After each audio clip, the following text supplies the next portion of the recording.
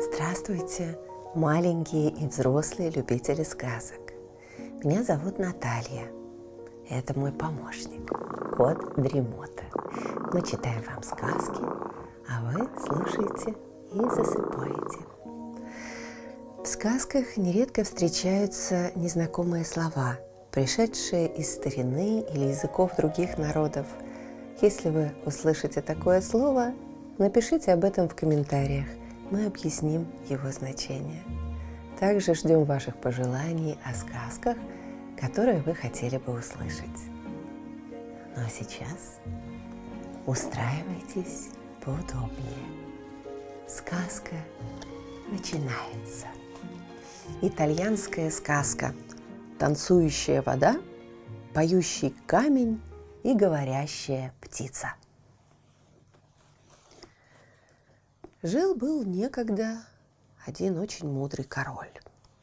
Он доверил воспитание и обучение своего сына одному старому мудрецу и приказал воспитывать молодого принца в любви к Богу и своему ближнему. Старец поместил ребенка в уединенной местности на берегу широкой реки и научил его всему, что было для него полезно. Это не стоило ему особенных трудов, потому что молодой человек был очень старателен и обладал редким мужеством, добротой и умом. Несмотря на свое высокое положение королевского принца, он не находил для себя унизительным грубый труд простого рабочего и укрепил свое тело суровыми упражнениями и свой мозг научными занятиями. Он был добр и великодушен. Единственной его мечтой было приносить пользу людям. Он щедро раздавал милостыню и облегчал участь несчастных. «Отец», – часто спрашивал он своего воспитателя, – «скажите мне, где живут злые люди? Я их всех уничтожу».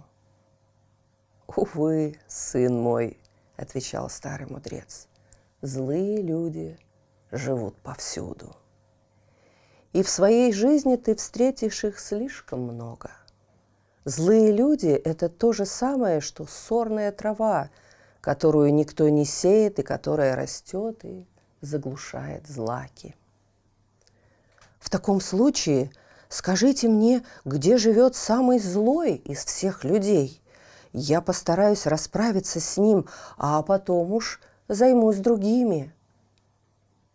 «Раз ты непременно хочешь этого, то знай, что самый злой из всех людей живет на острове Цейлоне в Индостане. Это великан Магог. У него 10 голов, и он наводит страх и ужас на всю ту местность. И если ты хочешь быть полезным людям, то освободи землю от чудовища. Дело это опасное и трудное, но ты молод и силен.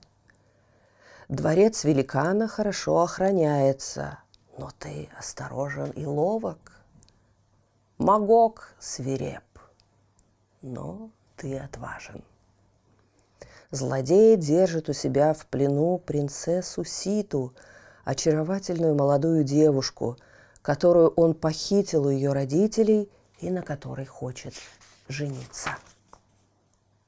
«Я убью его!» – воскликнул принц, – «и спасу прекрасную Ситу». «Будь осторожен», – заметил старец. «Прежде чем убить великана, надо еще суметь добраться до него. Он всегда настороже, и когда спит, одна из голов его всегда бодрствует. Нет возможности приблизиться к нему так, чтобы он не заметил. И едва он увидит тебя, как потребует 3 волшебные вещи, а если их у тебя не окажется, чудовище растерзает тебя в клочья». «Что это за волшебные вещи?» «Чаша танцующей воды, поющий камень и говорящая птица». А если я ему принесу все это, тогда он задаст тебе еще одну, последнюю задачу. Он заставит тебя натянуть тетиву на свой лук.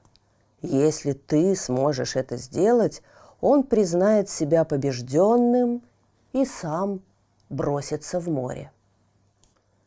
В таком случае прощайте, отец мой, я ухожу, сказал молодой принц.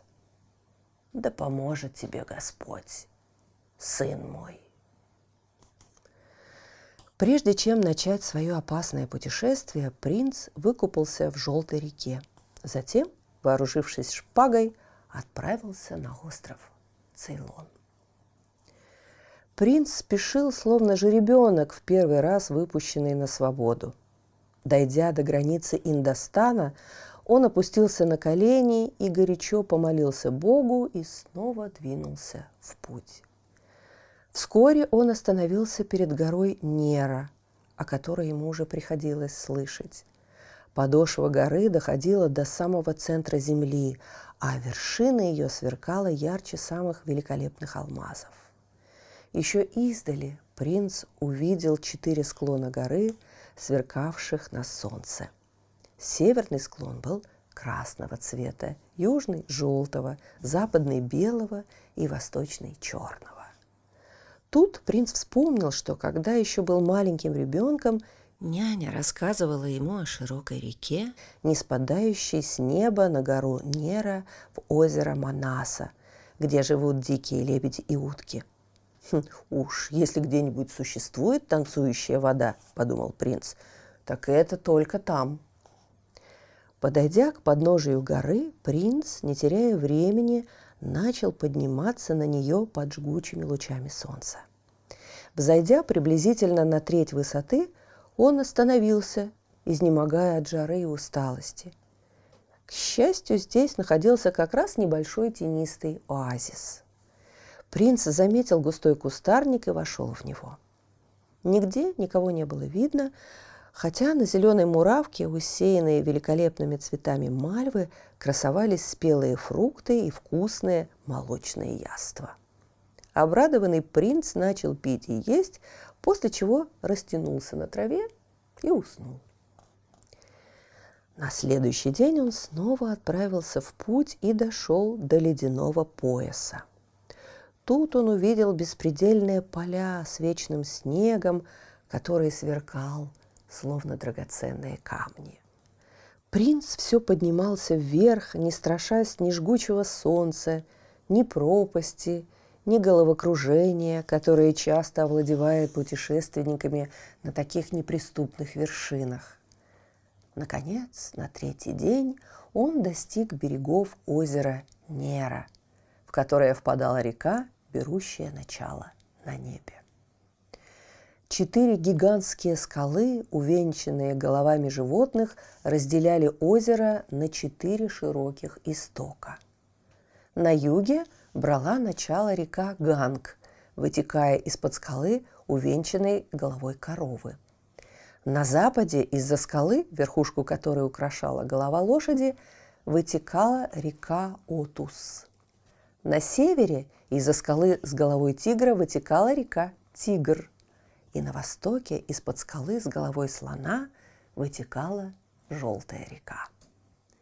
При виде золотистых волн, направлявшихся в его далекую отчизну, принц не мог совладать с собой и разразился слезами, вспомнив своих родных и своего дорогого старого наставника. Вдруг принца оторвали от его печальных мыслей какие-то крики. Эта стая диких уток опустилась на поверхность озера. Принц поднял голову и увидел на противоположном берегу коралловый трон, увитый водяными растениями и листьями лотоса. Молодая женщина ослепительной красоты восседала на этом троне. На голове у нее была золотая диадема, в руках она держала арфу, а правой ногой опиралась о голову громадной рыбы. Это была богиня Ганга, покровительница реки Ганг. принц почтительно приблизился к ней.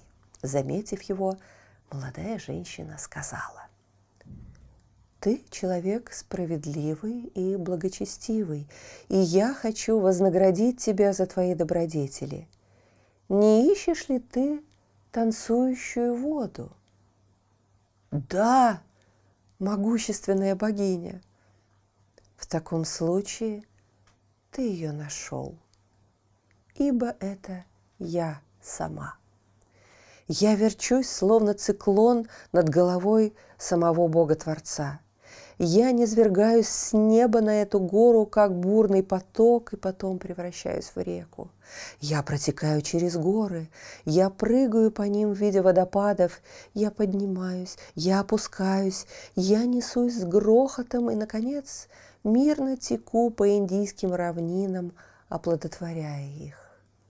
Чтобы ты убедился теперь в том, что я действительно танцующая вода, вот, смотри.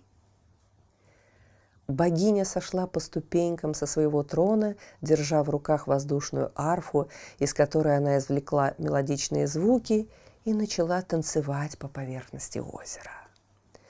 Мало-помалу ее грациозный танец увлек за собой все живое. Лебедей, диких уток, громадную рыбу, подножье трона.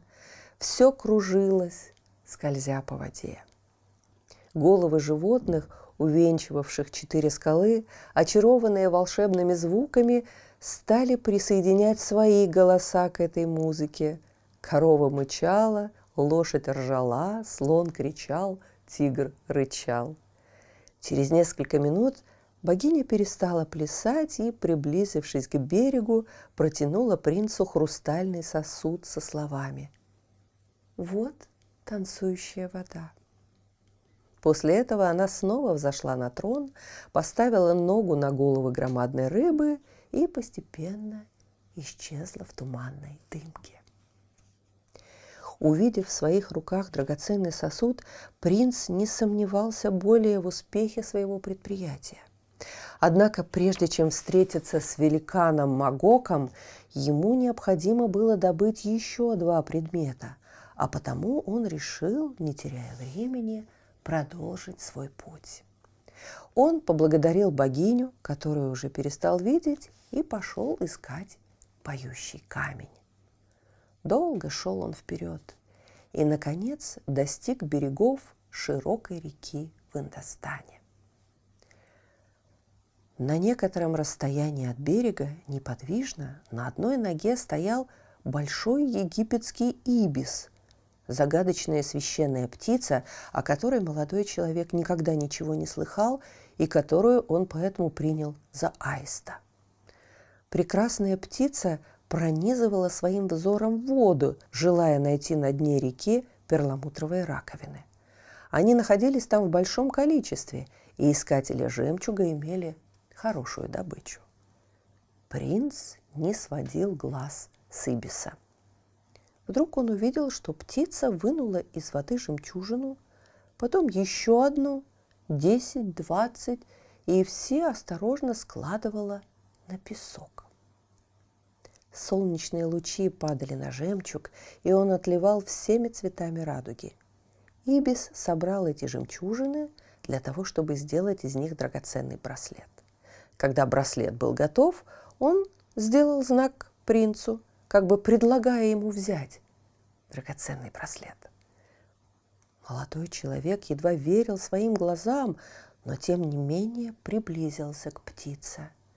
Тогда ибис раскрыл клюв и ясно произнес 2 слога: «Си-та». Принц вспомнил, что это было имя несчастной принцессы, которую держат в плену Магок. «Да, да!» – воскликнул он, прижимая руку к сердцу. «Я освобожу прекрасную несчастную Ситу. Я понимаю, ибис, что ты сделал этот браслет для нее.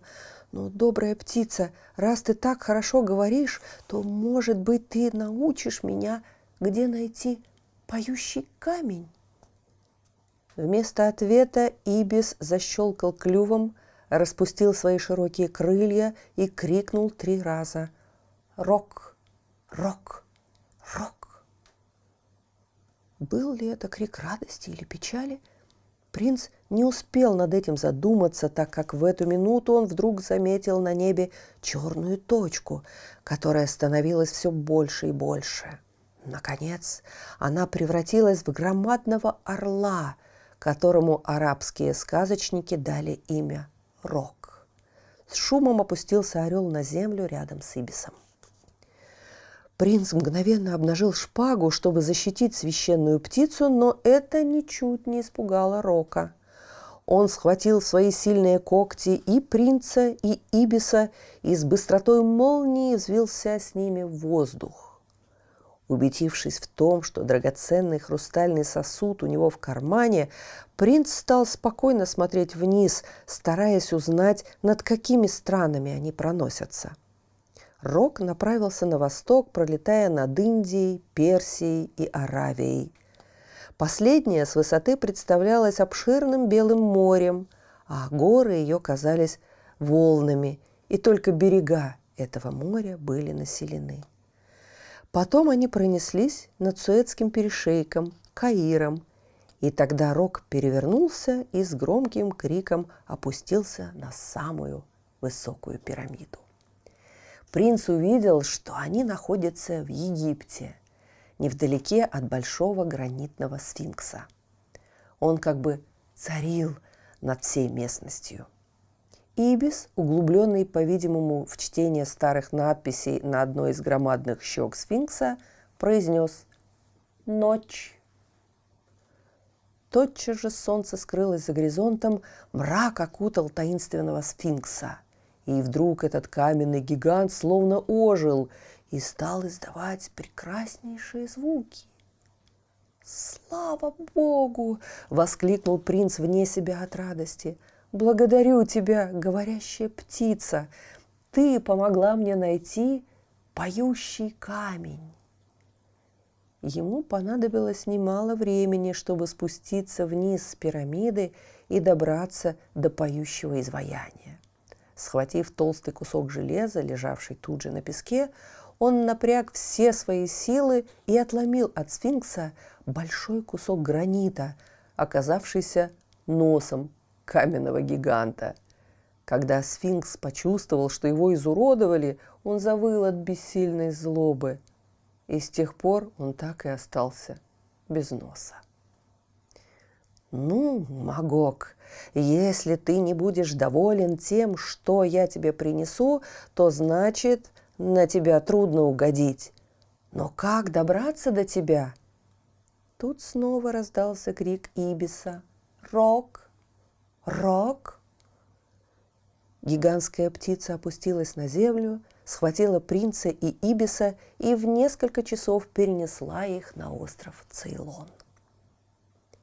Великан Магог спал.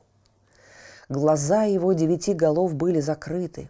Они спали, но 10-я голова бодрствовала и чутко прислушивалась к малейшему шороху. Принцесса Сита в своей мрачной темнице, полумертвая от страха и ужаса, молила Бога послать ей спасителя. В это время стража, охранявшая замок, заметила высоко в воздухе громадную птицу, которая одним взмахом крыльев пронеслась над стенами, садами и дворцами и опустила как раз перед воротами дворца принца и Ибиса. Все это случилось так неожиданно и так быстро, что слуги не успели поднять тревогу. Молодой человек спокойно вошел в ворота и громко позвал великана. «Кто отворил тебе ворота?» – зарычал на него Магог. «Я вошел сам». «А, так вот как! Ну, дорогой мой гость, ты, конечно, принес мне воды, чтобы я мог освежиться».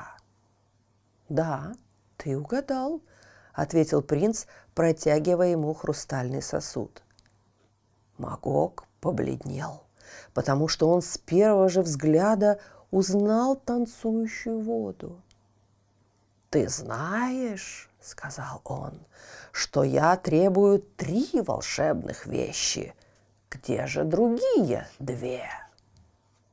Вот 2, поющий камень, ответил принц, швыряя Магоку нос сфинкса, который препротивно сопел. Вот так музыка, заворчал великан. Это траурный марш. Он будет провожать тебя до могилы, злодей, воскликнул принц громовым голосом, от которого задрожали все окна. Кайся же, Магок, твои часы сочтены. Я? Каяться? Никогда. Так ты умрешь сейчас же. Кто это сказал? Я? Крикнул Ибис, приближаясь к ним. Говорящая птица, горе мне, я погиб, зарычал великан. Он поднялся, взял лук, которым пользовался в битвах, и протянул его принцу. «Натяни-ка тетиву на этом луке. Этого не могут сделать вместе 10 человек, и только тогда я признаю себя побежденным». Молодой человек взял лук и без всякого труда натянул тетиву. Потом он выпустил по одной стреле в каждую голову великана. Магок 10 раз издавал такой ужасный рев, что его было слышно на Малабарских островах. Затем, дотащившись к окну, он бросился в море. Молодой принц поспешил в темницу, где томилась прекрасная Сита. Он взял ее руку и надел на нее драгоценный браслет из жемчуга.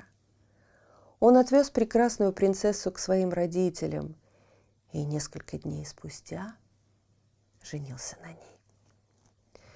Однажды, когда молодой принц беседовал со своим старым наставником, тот сказал ему: «Я знал, что ты выйдешь победителем из этого испытания, ибо ты обладаешь талисманом». «Да», — ответил принц с улыбкой, — «у меня есть танцующая вода, поющий камень и говорящая птица». «Нет», — ласково ответил старец, — «ты обладаешь несравненно большим, молодой кровью, которая бурлит в твоих жилах, добротой, которая поет в твоей душе, и отвагой, которая говорит в твоем сердце». Слышите, кот Ремота запел свою песенку. Это значит, что пора засыпать. Мы обязательно встретимся снова. Ну а сейчас спокойной ночи.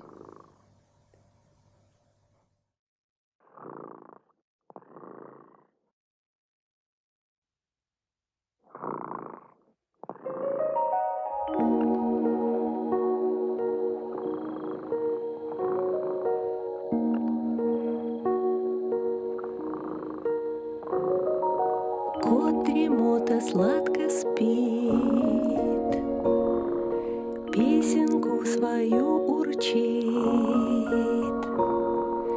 Только ты не подпевай, тихо-тихо засыпай, чтобы полететь вдаль за облака.